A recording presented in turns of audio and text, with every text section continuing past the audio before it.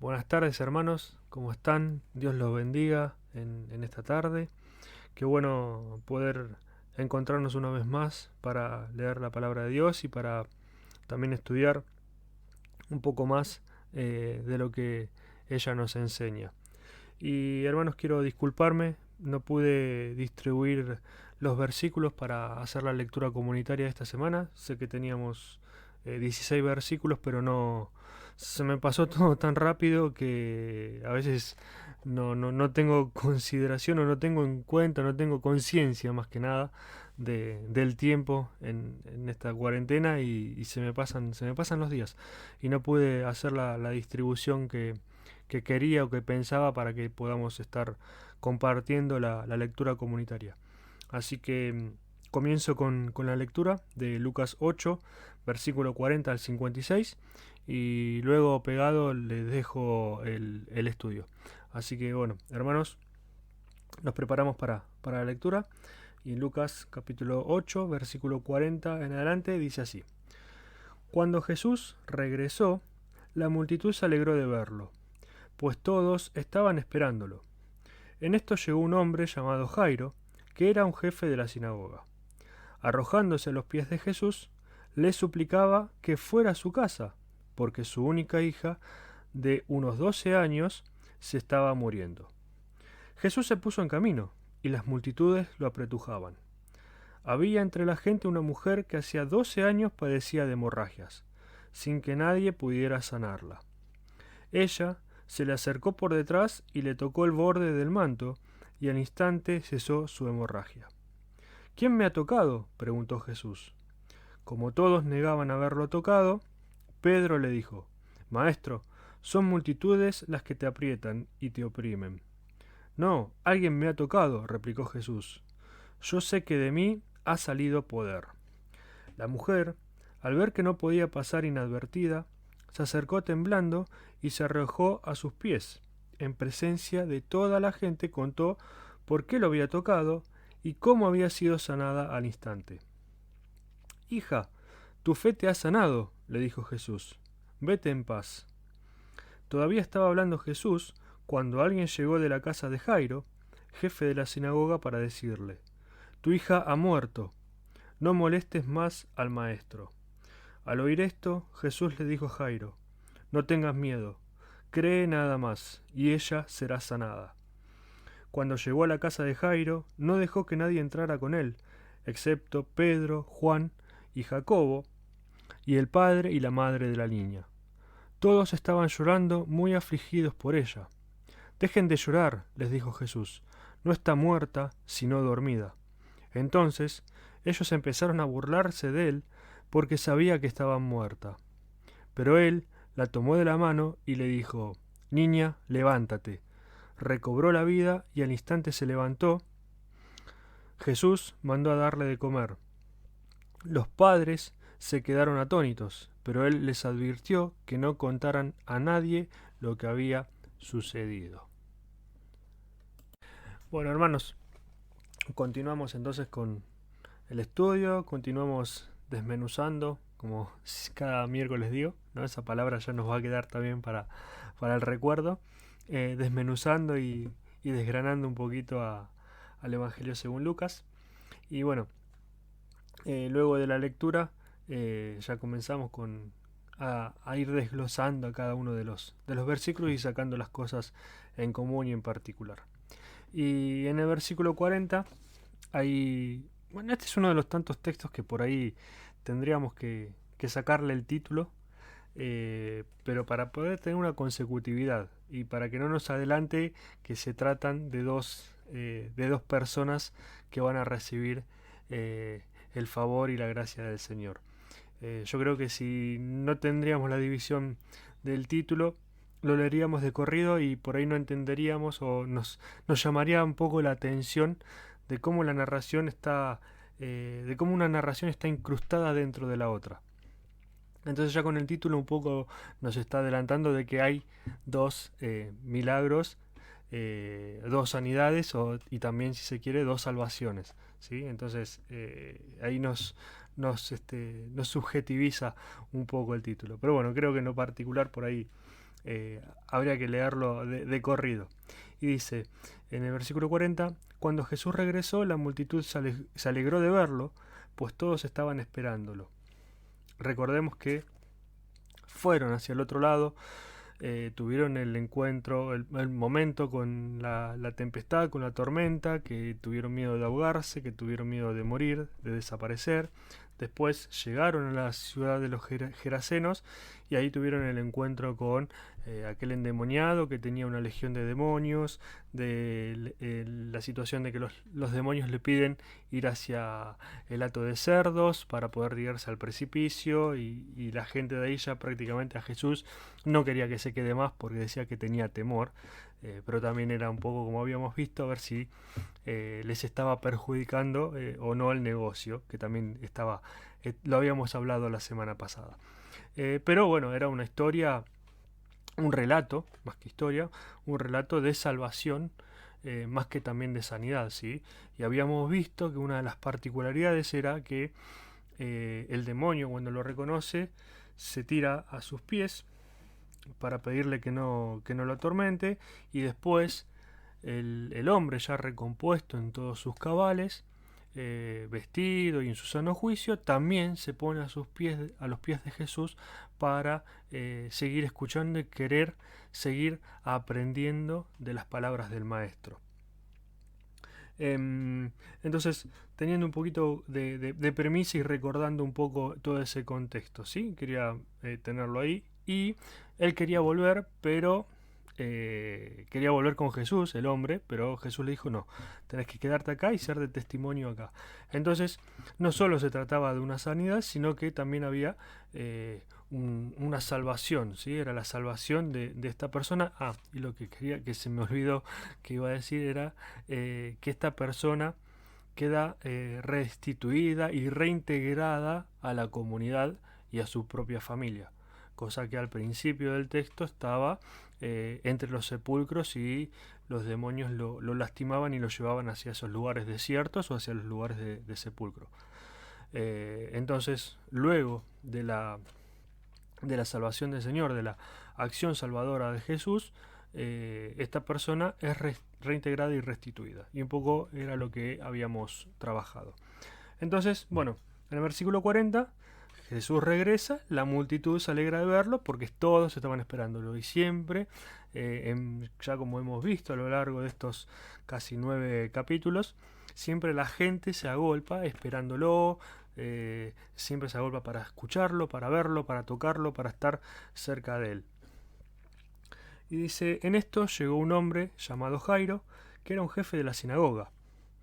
Arrojándose a los pies de Jesús, le suplicaba que fuera a su casa, porque su única hija, de unos 12 años, se estaba muriendo. Qué interesante ir pudiendo trabajándolo así de a poquito. Dice, bueno, primeramente la condición social, ¿sí? Era una persona, el texto nos relata, Lucas nos relata, que es un hombre llamado Jairo, lo presenta, le da su estatus, su papel en la sociedad, ¿sí? Que es el jefe de la sinagoga, y obviamente judío, y dice, como todos los otros que hemos visto antes, ¿no? Dice, arrojándose a los pies de Jesús, le suplicaba que fuera a su casa. Una vez más, una persona que está en necesidad, que tiene una urgencia por un familiar, ¿sí? Se arroja a los pies de Jesús. Y podemos ver, y podemos, no sé si inferir, pero prácticamente la segunda mitad del capítulo 8, luego de la parábola del sembrador o de los terrenos, todo se trata de ir a los pies de Jesús. Y este es un caso más. Por eso yo en los miércoles anteriores les decía que vamos a ver cosas que son similares, que se repiten. Y esta es una de las cosas que se repiten, ¿sí? Siempre vamos o siempre tenemos que volver y tenemos que ir a los pies de Jesús, ya sea en busca de un milagro, en busca de algo que nosotros estamos necesitando, como así también, como hizo el hombre en su sano juicio, de buscar su enseñanza, de buscar solamente su palabra, de buscar más de él, no solamente por una necesidad extrema, sino simplemente estar siempre a los pies de Jesús, ¿sí? Como más adelante va a ser el caso de María también. Bueno, tenemos el ejemplo anteriormente, en unos capítulos anteriores, de la mujer que secaba los cabellos de Jesús, ¿no? Que el fariseo no hizo nada, el cobrador de impuestos, perdón, no hizo nada para cuando lo recibía en la casa, y la mujer no paraba de besarle los pies y de lavarlos y de secarlos y de estar a sus pies, ¿sí? Un poco esa es nuestra actitud, debería ser siempre y cada día, en los momentos de dificultad y en los momentos en los cuales queremos seguir nutriéndonos de su palabra. Entonces eso es un punto muy muy importante. Y dice, le suplicaba que fuera a su casa porque su única hija, de unos 12 años, estaba muriendo. Y acá el dato de que es única hija no es menor, porque obviamente representa todo el gran amor que este padre le tenía a la hija, y que va a hacer lo que sea por que la persona, porque la hija se salve, porque la hija no muera. Entonces va a hacer lo que sea necesario, y sabiendo del poder que tenía Jesús, sabiendo del poder que tiene Jesús para salvar, sanar, tener milagros. Entonces muchas veces no importa, como siempre, sobre todo que se puede notar en Lucas, esto de la condición social. Cualquiera de los dos, Jesús está dispuesto a atendernos, ¿sí? A cualquiera de los dos sectores. Tampoco es un dato menor el tema de la edad. A los 12 años es considerada una niña, pero también en ese tiempo es considerada una muchacha, lo que ya estaría también en aquellos tiempos en posibilidad de casarse, pero también, más allá de eso, representa también el inicio de la vida adulta, el inicio de una vida madura, ¿sí? El inicio de una nueva vida, se deja lo que es de niño, como diría Pablo, pero bueno, deja la niñez y ya comienza una nueva etapa en la vida, que es la edad adulta. Entonces no es menor el dato de los 12 años, y también por algo que vamos a ver más adelante. Dice, Jesús se puso en camino y las multitudes lo apretujaban. Bueno, las multitudes siempre lo apretujaban. Había entre la gente, versículo 43 dice, había entre la gente una mujer que hacía 12 años padecía de hemorragias, sin que nadie pudiera sanarla. Interesante el dato nuevamente de los 12 años. Y quiero que vamos a ver cómo estos dos relatos, uno que está incrustado dentro del otro, vendría a ser la mujer enferma, la mujer que padece de hemorragias, está incrustado dentro del gran relato en donde Jairo se arroja a los pies de Jesús, y en ese caminar hacia la casa sucede esta otra historia.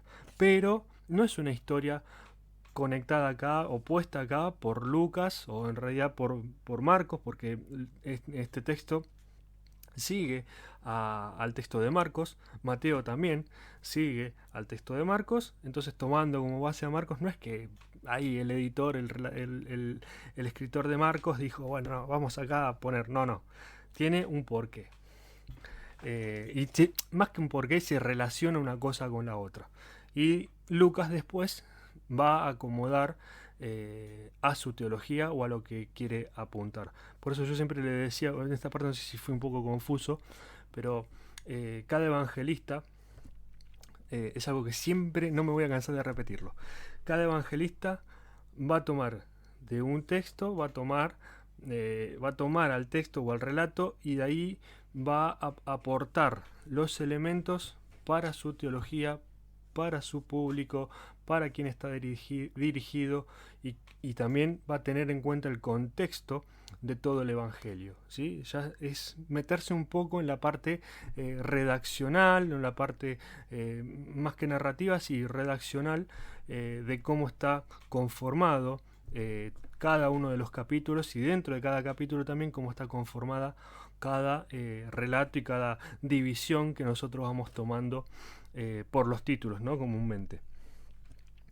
Entonces, esta mujer, acá, perdón, me perdí con esta explicación, dice, había de entre la gente una mujer que hacía 12 años padecía de hemorragias. Entonces, la chica de 12 años estaba por entrar en la vida. estaba por entrar en una nueva vida, en una nueva etapa, pero sin embargo estaba a punto de morir. Y la otra persona, la otra mujer, estaba ya prácticamente, y recordemos el tema de la impureza, que lo marca Levítico y Números. No, Números, no soy muy malo con el Antiguo Testamento, me sincero delante de ustedes, pero Levítico seguro, en una de las leyes será el tema del periodo, ¿no? De que una mujer mientras estaba en su periodo era impura. Entonces esta mujer llevaba 12 años de impureza, ¿sí? 12 años que era excluida de todo, 12 años que no tenía vida comunitaria, no podía estar sentada en la sinagoga, no podía tocar nada porque era impura, y también las personas conocían de esto, entonces directamente la excluían, ¿sí? Entonces el nexo es, por más que parezca raro, es la edad o es el tiempo, ¿sí? Estos 12 años que están por desaparecer, o esta nueva vida de 12 años que está por comenzar en la niña, la otra persona lo viene padeciendo, los viene sufriendo, lo viene también sin tener alguien que pudiera sanarla, dice hacia el final del versículo 43. Y acá los invito a que ustedes después en su casa vayan a ver al paralelo de Marcos, que bueno, que Marcos también dice algo sobre los médicos y Lucas no, pero bueno, me gustaría que después vayan comparando el capítulo 8 entre los tres evangelistas para ir encontrando las diferencias y los matices que tiene cada uno. Eso me gustaría que lo puedan, que lo tomen como práctica y lo puedan hacer cada uno en sus casas. Entonces dice en versículo 44, ella se le acercó por detrás y le tocó el borde del manto, y al instante cesó su hemorragia. ¿Quién me ha tocado?, preguntó Jesús. Como todos negaban haberlo tocado, Pedro le dijo: Maestro, son multitudes las que te aprietan y te oprimen. No, alguien me ha tocado, replicó Jesús. Yo sé que de mí ha salido poder. Y quiero rescatar algo interesante. Y recordar un poco esto también de la impureza. Ya Jesús tuvo momentos de impureza, o momentos en donde trabajó la impureza con las multitudes, los discípulos, los fariseos. Y voy a poner dos ejemplos. Uno son los leprosos, en donde los leprosos eran aquellas personas excluidas y muertas en vida, en las cuales no se las podía tocar, no podían estar, eran completamente excluidas, y era como que estuvieran muertas, y eran completamente impuros.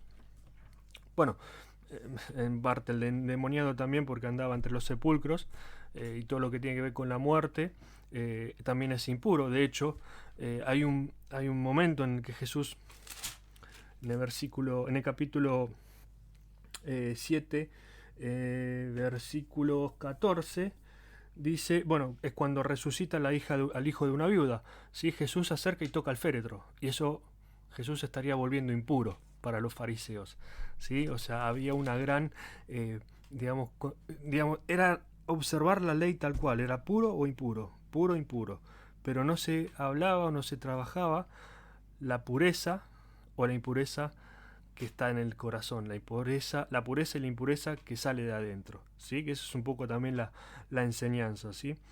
Entonces, en esto vuelve a pasar lo mismo, la mujer toca la punta del manto o la borlas, como por ahí traducen otras versiones, o también como lo utiliza Mateo, ¿sí? Esa partecita que le cuelgan del manto, toca esa partecita, y si uno se pondría legalista, la mujer impura, por la ley, al tocarlo a Jesús, lo estaría volviendo a Jesús impuro también, y esto también podría estar en el pensamiento de los fariseos.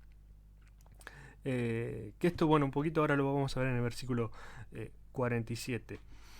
Y dice, bueno, Jesús ahí se pregunta a quién lo tocó, y algo que quiero rescatar también es que Jesús le dice, no, alguien me ha tocado, replicó Jesús, yo sé que de mí ha salido poder. Y este ha salido poder lo podemos ver ya en dos versículos anteriores. Voy buscando. En el capítulo 5, versículo 17 dice, antes de la sanación de un paralítico, dice: un día mientras enseñaba, estaban sentados allí algunos fariseos y maestros de la ley, que habían venido de todas las aldeas de Galilea y Judea, y también de Jerusalén. Y el poder del Señor estaba con él para sanar a los enfermos. Ya acá les está mostrando a todos de que el poder del Señor está con Jesús, a los fariseos, a los maestros de la ley, a las personas de Galilea, de Judea, a los de Jerusalén, a todos. Lucas ya les está presentando que el poder del Señor, el poder de Dios, estaba con Jesús. Y después, bueno, en ese relato, en ese texto, hace una sanidad. Otro que quiero rescatar un poquito más adelante, Lucas 6, versículo 19, dice: así que toda la gente procuraba tocarlo, porque de él salía poder que sanaba a todos. Entonces acá un poco lo traigo, lo quiero relacionar con todo esto que ya estuvimos viendo varias semanas antes, varios capítulos antes, porque no es que Jesús dice, bueno, no noto y porque se me desprendió un poquito de poder de mí y no lo quiero compartir. No, porque precisamente la persona, la mujer, sabía que Jesús salvaba, sanaba, ¿sí? Restauraba, restituía, y ella tenía tenía tanta fe que con solo tocar ese pedacito del manto ya iba a ser sana.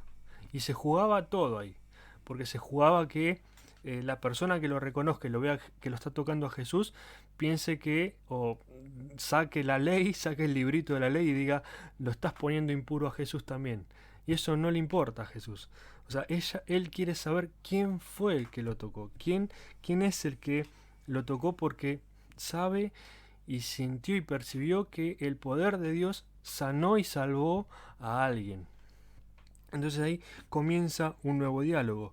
Y dice en el versículo 47, la mujer, al ver que no podía pasar inadvertida, se acercó temblando y se arrojó a sus pies. Interesante. Nuevamente, ¿a dónde se arrojó? A sus pies. Se agachó, tocó ese pedacito, pudiendo aún ser juzgada de que sea, ya siendo impura, de poder ser separada aún más, porque transmitió su impureza a Jesús. Y sin embargo, con esa fe, con todo eso, ella se acercó, tocó, y el poder del Señor la sanó, la salvó. Y recordemos de lo que hablábamos, que para sanar hay dos palabras. Perdón. Nosotros podemos usar dos palabras, pero en griego siempre es una. Entonces explica claramente ser salvado. Y eso lo habíamos visto el miércoles pasado con el endemoniado gadareno, que no solo que fue sanado, sino más bien lo que está más de fondo es la salvación. Y en este caso también, porque es una persona que está muerta, que está impura, que está separada, que está alejada de toda la comunidad, ¿sí? No solo es sanada, sino que es salvada, restituida. Entonces, en el versículo 47, toda esta impureza desaparece, se va. ¿Por qué? Porque dice, la mujer, al ver que no podía pasar inadvertida, se acercó temblando y se arrojó los pies. En presencia de toda la gente, contó por qué lo había tocado y cómo había sido sanada al instante. Entonces acá la impureza pasó a ser pureza, o sea, no importó, o sea, la impureza y pureza, perdón, es solamente cuestión de la ley.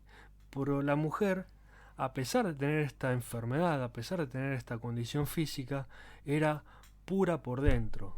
Y lo que hizo el poder de Dios fue que lo pueda expresar hacia los demás. Entonces, al ver que no podía pasar inadvertida, al ver que no se podía quedar callada, que era ella la que lo había tocado, era ella la que se jugó por estar impura y tocarlo de todas maneras, y no solo eso, sino que fue restituida al instante, que al instante fue salvada y sanada, lo tenía que contar. Entonces es lo que siempre vemos en los milagros, ¿no? O en las sanidades, de que las personas salen a hablar, quieren hablar. Muchas veces Jesús dice, no, todavía no es el tiempo, no digan nada, no comenten nada. Pero bueno, tiene otras connotaciones esa frase. Pero esta mujer quiere explicar todo lo que pasó, todo lo que vivió por esos 12 años, y en ese instante fue sanada, fue salvada. Entonces Jesús le dice, hija, tu fe te ha sanado.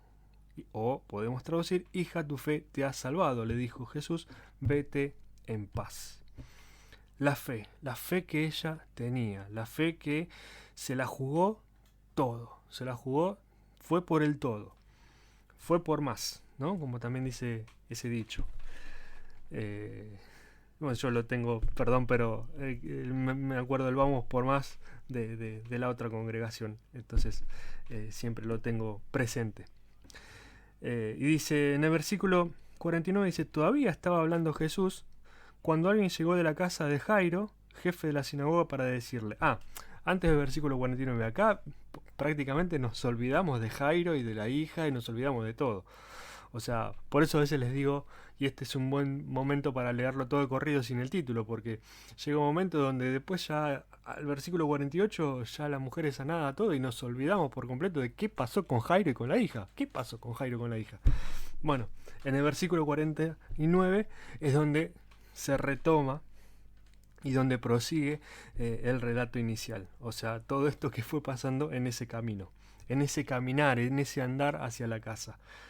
Dice, todavía estaba hablando Jesús cuando alguien llegó de la casa de Jairo, jefe de la sinagoga, para decirle, tu hija ha muerto, no molestes más al maestro. Qué interesante, ¿no? Cómo se contrasta la sanidad, la salvación de esa persona con la muerte de esta chica.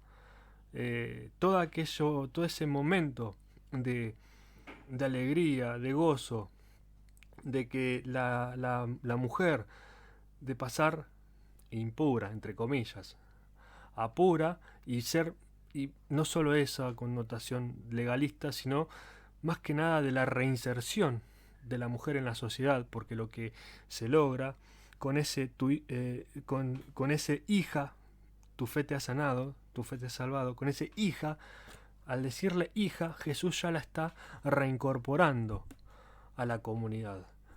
La está reincorporando, la está incorporando a la comunidad de fe también. La está reubicando en aquella exclusión que esa mujer tenía al decirle, tu fe te ha sanado, pero porque fue sanada por su fe. Pero al decirle Jesús, hija, ya le está dando la ubicación, el lugar que le corresponde dentro de la comunidad. Y también, obviamente, dentro de la comunidad de fe. Entonces, todo ese gozo se ve opacado por este momento, ¿sí? Entonces, este hombre que viene a verlo le dice, tu hija ha muerto, no molestes más al maestro. Es como que vino y ya está, listo, olvídate, Jairo. Vamos a tu casa, hagamos el duelo porque ya está. Ya fue, sí. Jesús, ya está, sí. La salvó a la mujer fue sanada. La restauró, todo bien, le cortó la enfermedad, pero ya tu hija ya falleció, ya tenemos que hacer otra cosa. Entonces en el versículo 50, ahí es donde Jesús irrumpe en escena, ¿sí? Sobre la vida de Jairo y de su hija. Y dice, al oír esto Jesús le dijo a Jairo, no tengas miedo, cree nada más y ella será sanada. Recordemos que le vino y le dijo que estaba muerta. Y acá la palabra también podría ser salvada. Será salvada. Y ella será salvada. Dice, no tengas miedo, cree nada más. Y ella será salvada. Y acá se contrapone o se le saca, Jesús le demuestra lo que la fe, ese creer de la mujer de la hemorragia, pudo hacer en su vida, Dios pudo hacer en su vida. También, si solamente vos, Jairo, creés, tu hija va a ser salva, tu hija va a ser salvada. Vos creés, nada más. De la misma manera que se la jugó esta persona que estaba excluida, que estaba con este problema del flujo de sangre, de esta misma manera que ella creía, vos tenela de ejemplo, ¿sí? Y cree de esa misma manera que tu hija va a ser salvada. Y acá me gustaría volver a marcar esto, ¿sí? Mientras la mujer es curada, la hija de Jairo fallece. Entonces le vuelve a pedir y le vuelve a decir y le dice, no tengas miedo, cree nada más. Entonces dice en el versículo 51, cuando llegó a la casa de Jairo, no dejó que nadie entrara con él, excepto Pedro, Juan y Jacobo y el padre y la madre de la niña. ¿Sí? Los más íntimos, o sea, si bien toda la multitud lo acompañaba, todos estaban ahí como expectantes y vieron el testimonio de esta mujer que cuenta todo lo que padeció durante años y el momento que ese instante solamente fue sanada. Ven todo esto y ven cuando recibe Jairo a las noticias del mensajero. Entonces es todo un gran revuelo de gente. Pero Jesús solamente quiere entrar con Pedro, Juan, Jacobo, el padre y la madre de la chica. No todos. Y dice versículo 52, todos estaban llorando muy afligidos por ella. Dejen de llorar, les dijo Jesús, no está muerta sino dormida. Quiero remontarme también al capítulo 7, versículo 13, que también es la resurrección del hijo de una viuda. Dice, al verla el Señor se compadeció de ella y le dijo, no llores. Entonces se acercó y tocó el féretro.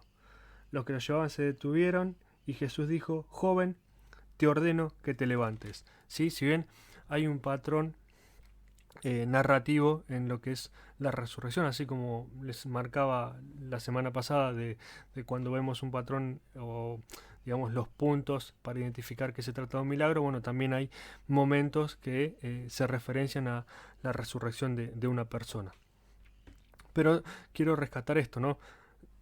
Las personas pueden ver una cosa, podemos ver algo, podemos ver que está todo oscuro, que está todo mal, que obviamente sí, tal vez estemos atravesando mal ese momento, pero el accionar de Jesús, el actuar de Jesús puede traer vida, ¿sí? Y muchas veces nos pasa a nosotros, cuando estamos en oscuridad, estamos en aquellos momentos en donde no sabemos qué hacer, en aquellos momentos o en el momento previo a aceptar al Señor, en el momento en donde estamos alejados de Él, vivimos en un mundo completamente ajeno y digamos oscuro y de no sé si decirlo así como de oscuridad, sí, de oscuridad,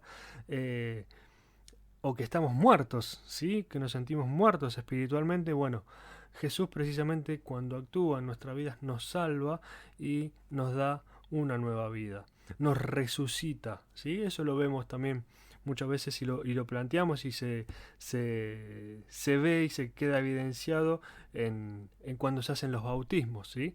Somos muertos al pecado, somos resucitados y tenemos nueva vida. Entonces estamos en ese tiempo, en ese mundo donde, o en ese momento de nuestra vida que estamos alejados del amor de Dios y Él nos resucita de todo eso y nos da una nueva vida. Lo hice muy complicado para decir algo que era un poco más simple. Bueno, perdón. Y acá ocurre otra cosa. En el versículo 53 dice, entonces ellos empezaron a burlarse de él porque sabían que estaba muerta. Se empezaron a burlar de Jesús porque sabían que estaba muerta. Pero él la tomó de la mano y le dijo, niña, levántate. Al igual que al otro muchacho, le dijo, joven, levántate. En el versículo 55 nos dice, recobró la vida y al instante se levantó. Y recobrar la vida también es recuperar el aliento, tomar el aliento, o retornó el espíritu en ella, ¿sí? Volvió a tener vida, resucitó, ¿sí? Resucitó y al instante se levantó. Y Jesús mandó a darle de comer. Entonces, esta chica que de sus 12 años de niñez tuvo este momento, este problema, este momento de estar enferma o muerta, sí, muerta, vamos a decirlo claramente, de estar muerta, vuelve a tener vida, vuelve a ser salvada, a ser sanada. Lo que le dijo a Jairo, que no tenga miedo, que cree nada más, que será salvada, que será sanada, ella finalmente es salvada. Y en el medio nos pasan cosas, ¿sí? Nos amargamos, lloramos, no podemos entender la situación, o incluso, no sé si nos llega a pasar o no, pero puede haber burlas, ¿no? La gente que estaba ahí, ellos que estaban ahí, encima eran ellos 5 nada más. Era Pedro, Juan, Jacobo, el padre y la madre, se empezaron a burlar de él. O sea, el núcleo más chico, el núcleo más cerrado, que Jesús permitió estar en aquella habitación, se burló de él porque la niña a sus ojos estaba muerta. O sea, y sabemos que para Dios nada es imposible. Y lo que nosotros vemos no es lo mismo que ve Dios. Cuando nosotros vemos muerte, Dios ve vida. Donde nosotros vemos que hay algo que abunda el pecado, puede abundar también la misericordia de Dios, si se deja obrar, si se deja que el poder de Dios obre en ese lugar. Los padres quedaron, versículo 56 dice, los padres quedaron atónitos, pero él les advirtió que no contaran a nadie lo que había sucedido. Y bueno, acá toma un poco de la parte de Marcos, de decir esto de no dar a conocer, algo que se contrapone contra lo que hizo precisamente la mujer que tenía 12 años de hemorragia, que no podía más, no se aguantaba más, no se contenía más, y lo dijo y contó su testimonio. Se arrojó a los pies de Jesús, en símbolo de alabanza, adoración, y también contó y expresó a toda la comunidad lo que le había pasado, tanto de lo malo como de lo bueno, o sea, la vida que le retornó el poder de Dios en Jesús. Entonces, para terminar, solamente quiero que podamos volver a ver uno de los tantos elementos que siempre menciono y que se ven en Lucas, de que Lucas es un evangelio inclusivo. Es un evangelio que está abierto para todos, para cualquier posición económica, para cualquier posición social más que económica, para cualquier posición política, gubernamental, para lo que sea, está abierto para todos, ¿sí? Está en cada uno cómo lo recibe o no. Y acá tenemos dos ejemplos claros en esta incrustación, ¿sí? Lo tenemos a Jairo, aquel que es jefe de la sinagoga, y lo tenemos a esta mujer que estaba completamente excluida. Los dos con problemáticas o problemas diferentes, pero al fin la solución es una, que es la salvación que da el poder de Dios, la salvación que da Jesús. Pero también la enseñanza principal, o la enseñanza que es común a los dos, es sobre la fe, y es la respuesta de fe, ¿sí? La respuesta de fe de la mujer es jugársela todo por tocar solo el manto, porque como ya vimos que el poder del Señor estaba con Jesús para sanar a todos. Entonces ella sabía eso, solamente tenía que acceder, solamente tenía que jugárselas para llegar, jugárselas para estar entre medio de la multitud siendo impura por la ley, que por ahí la podían ir rechazando muchísimo más y no dejándola acercarse a Jesús. Eso creo que no lo comenté, pero es un punto también para tener en cuenta, ¿sí? Sabiendo quién es la mujer, no la van a dejar ni siquiera tocarse a otra persona. O sea, ese es el punto de exclusión que tenían las personas de esta condición. Es esa fe que la hace jugar el todo por el todo.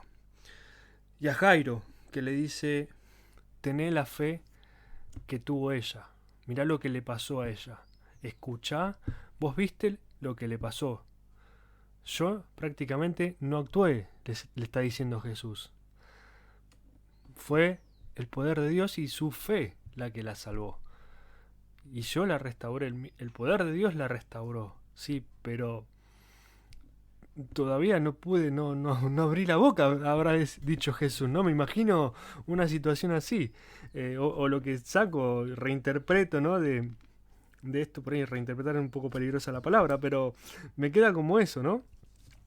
para que ella sabía que el poder de Dios me acompañaba. Ella tenía en claro quién era, entonces quién soy. Entonces por eso se la jugó.